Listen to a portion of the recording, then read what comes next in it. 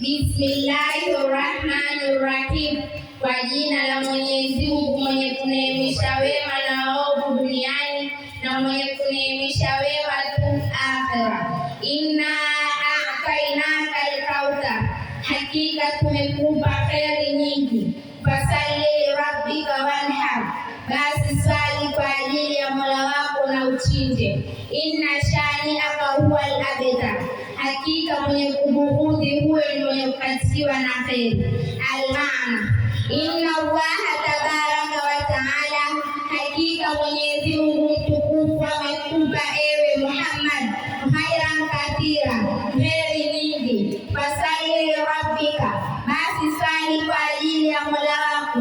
Ya Muhammad, ewe Muhammad, wadhbah lillahi, na chinja kwa ajili ya Mola wako. Inna alladhi yuhibbuka, hakika mwenye kubughudhi wewe, huwa al-munqati'u 'anil khair, huwa ni mwenye kukatiwa na kheri. Sababu nuzul, matabdi rasuli sallallahu alayhi wasallam, alikufa mtoto wa mjumbe wa Mwenyezi Mungu, rehma na amani zishukie juu yake. Faqala rajulun mushrikun, akasema mtu mshirikina, Muhammad abtar, Muhammad mwenye kukatiwa na kheri. Ma baina kausaini la walada lahu, hana mtoto yeye. Fa anzalallahu tabaraka wa taala, basi akateremsha Mwenyezi Mungu aliyetakasika na aliyetukuka Suratul Kauthar, Suratul Kauthar.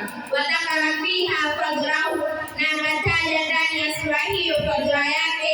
Ala nabii sallallahu alayhi wasallam, juu ya bwana wetu Mtume, rehma na amani zishukie juu yake. Kama aqtahu min alkhairi wan neema, na kile ambacho alichompa kutokana na kheri wa neema. Hata yafahamu vyema haya.